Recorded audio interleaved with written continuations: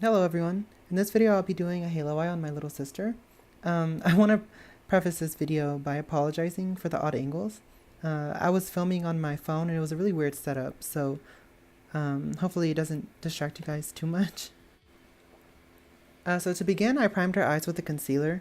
You can use any concealer really. I do find that using a thicker concealer usually helps the eyeshadow stick a little bit longer. Well, it helps with longevity and just picking up the color really well. So the first eyeshadow I used was Peach Smoothie by Makeup Geek. The reason for this is to create a smooth base, a smooth matte base. That way the eyeshadows you apply later on will blend easier. I applied Peach Smoothie with a big fluffy brush just to deposit a wash of color. Now I'm applying a slightly darker shade. The shade is Sunflower from Morphe. And I'm basically focusing the shade on the outer and inner corners since this is a halo eye. So throughout the video, you'll see me focus on the outer and inner areas of the eye. This is to just gradually build up depth. Also, I like to use smaller, denser brushes as I use darker shades. I do this because the concentration of the shades will be harder to blend out with the bigger brush. Also, the precision from smaller brushes really helps the process become easier as we build up these shades. In some portions of the video, and especially at the beginning, it may look like I'm using a lot of force, but we were just at an awkward angle, so I kind of had to reach over her head to blend some of these shades out. So yeah, try not to like beat your client.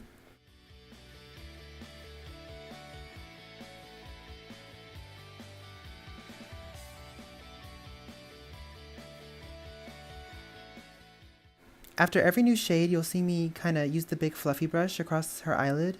This is totally optional. It's also preference, whether you want to connect the two middle shades or not.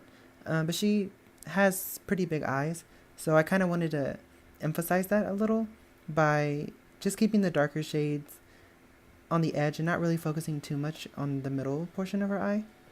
And conversely, if you wanted to make the eye appear smaller, you could drag those darker shades across. But yeah, that's not really what I was going for in this look. The next shade that I'm taking is from the Morphe 35B palette. You can use any mid-tone orange. This palette doesn't have any shade names, so yeah, just any mid-tone orange. And what we're doing is just slightly building these colors. So if you wanted to do this look with purples, blues, greens, same concept, just use darker shades and variations of that, of whatever main color you want to focus on. So I'm taking that mid-tone orange on this slightly less fluffy blending brush, and the reason being just to, like I said earlier, just to be more precise and not drag it too far up.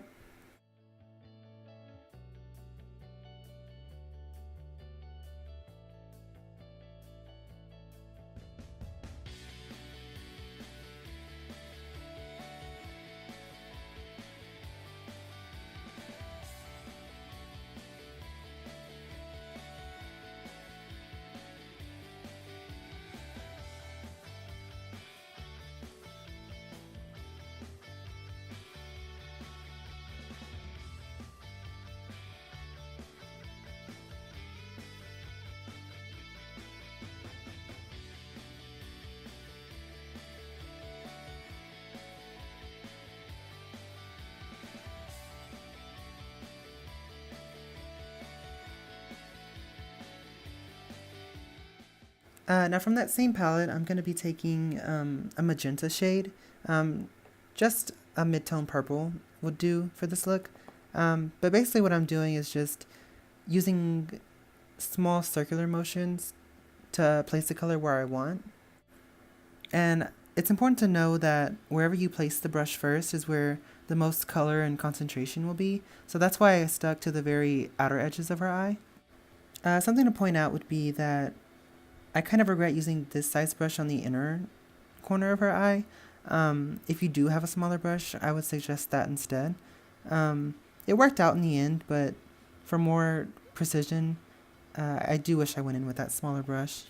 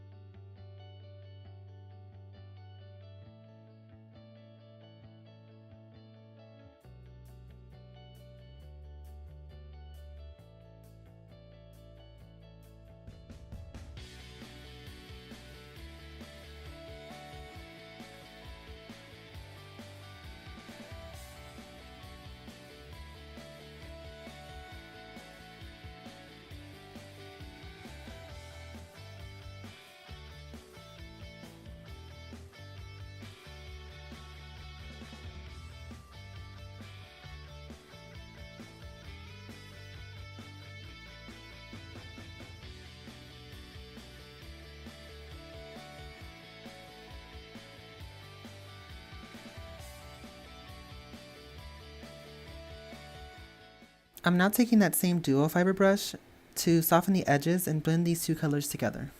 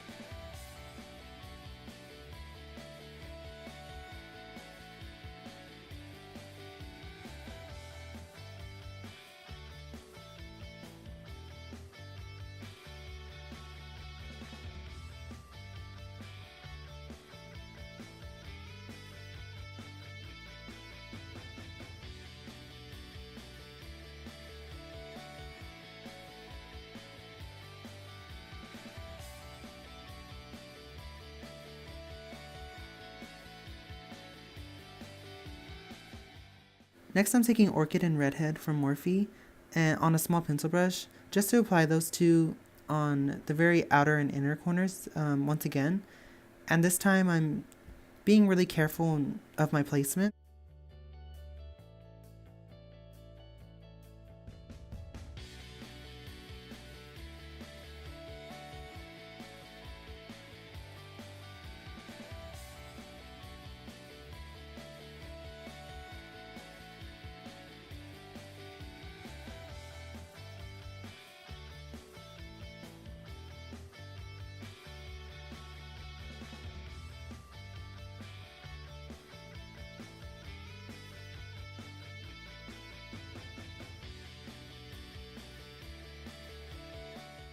So after packing those colors on, I'm going to take a slightly larger blending brush and just blend out the edges.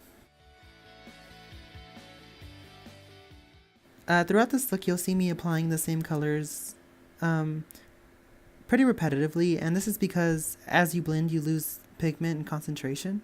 So it's a pretty time-consuming look, but it's definitely worth it in the end.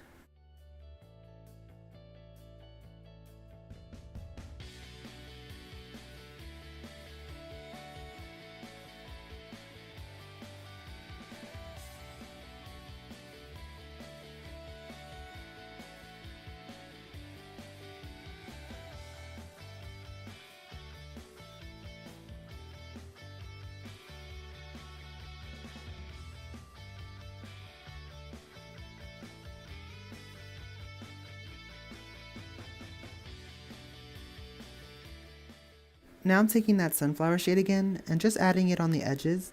Since her eyes are pretty large, the space in the middle wasn't filling up as much as I intended it to. So just filling in that empty space with this yellow really provides that spotlight in the middle that we're going for.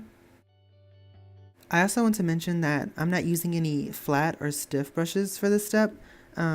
What that would do would just increase the concentration and pigment of the shade, but I just wanted it to be more of a wash and a blend. So that's why I'm going in with this fluffier brush.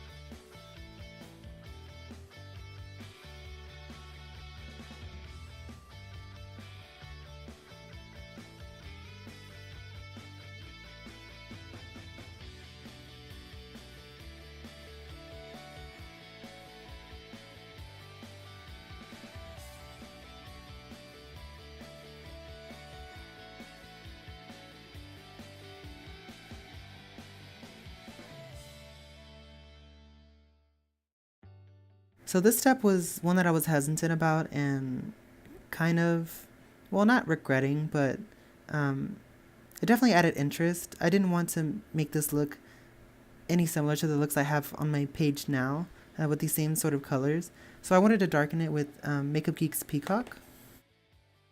And I'm just being even more careful with this shade because the other three colors that we've been using kind of had their own harmony in color and shade.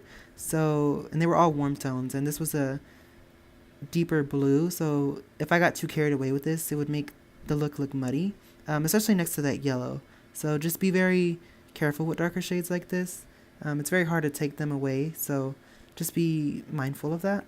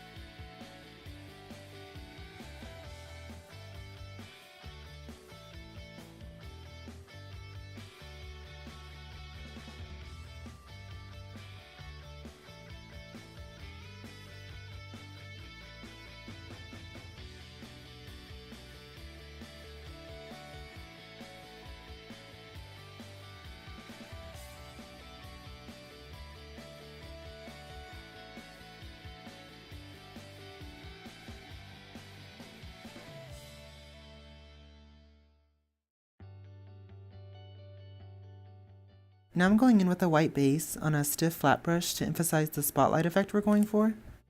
If you don't have a white base, you can always just use your concealer shade, as long as it's a shade lighter than your skin tone. And what this will do is just be a sticky base for our white shade that we're going to go in with later. I'm also blending the shade out with my finger. With thicker consistencies like this, I tend to use my finger. It kind of provides a really nice blend on its own, and you don't have to worry about going back and forth between brushes.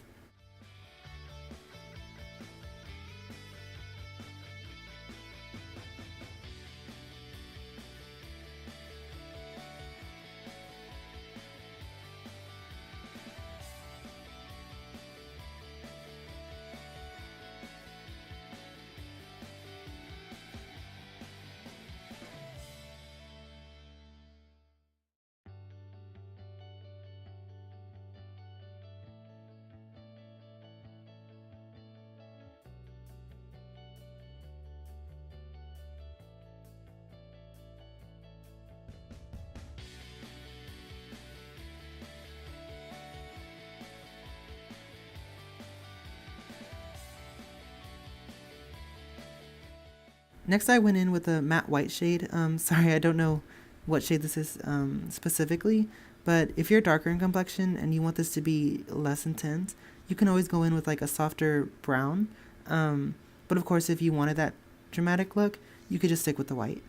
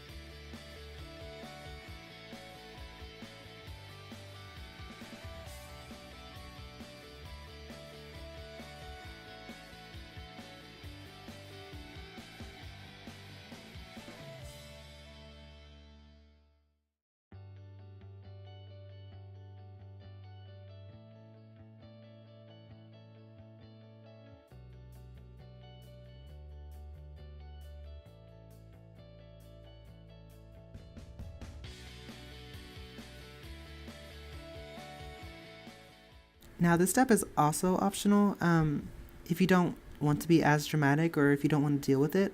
I know glitter can be really annoying, but I'm taking Urban Decay's Distortion Glitter and just applying it in the center.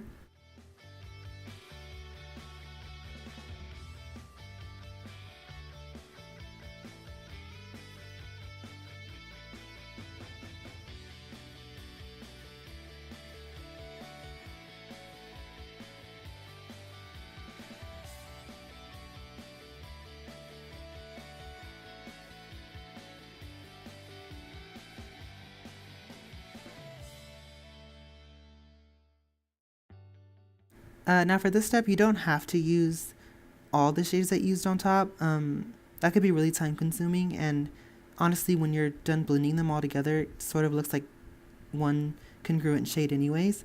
But I'm taking the same colors that I used on the top, the matte crease shades, and just applying it with a flat brush on the very outer and inner corners. Now, when I work on any lower lash line, I like to stick with smaller detailed brushes. This is just so I don't get carried away and go too far down, but if you don't have as smaller brushes, you can always just clean it up with concealer at the end.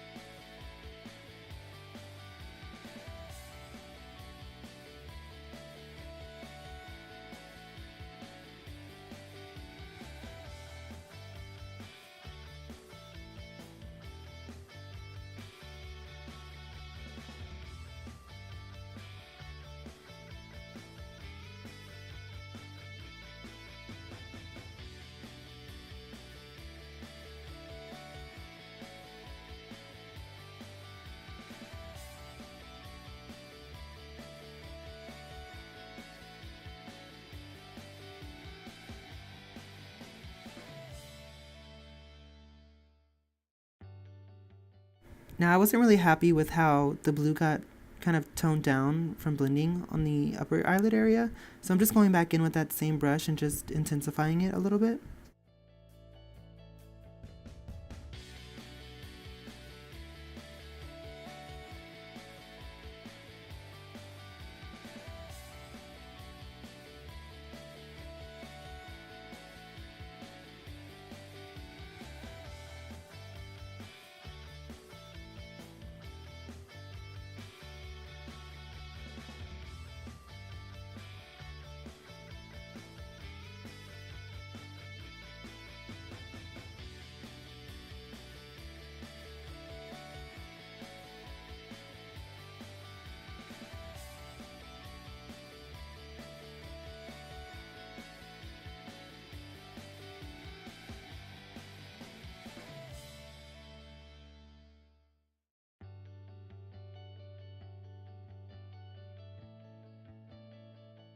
So this step is optional as well. It just depends on how dramatic you want to go. But what I'm doing is placing that same glitter liner directly below the middle eyelid shade. And what this will do is just emphasize that halo effect we're going for. Of course, you don't have to do this. This is just me being dramatic for Instagram. But you can always just use those same shades on the bottom lash line and just run those across your lower lash line. So this is the end of the video. Thank you guys for watching. Sorry if it was too long, but I don't like doing videos where I don't explain what I'm doing. I feel like they're kind of pointless if you're new at makeup or you're just starting. But yeah, thank you guys so much for watching, and hopefully I'll stop slacking with these videos. But let me know what you guys want to see next.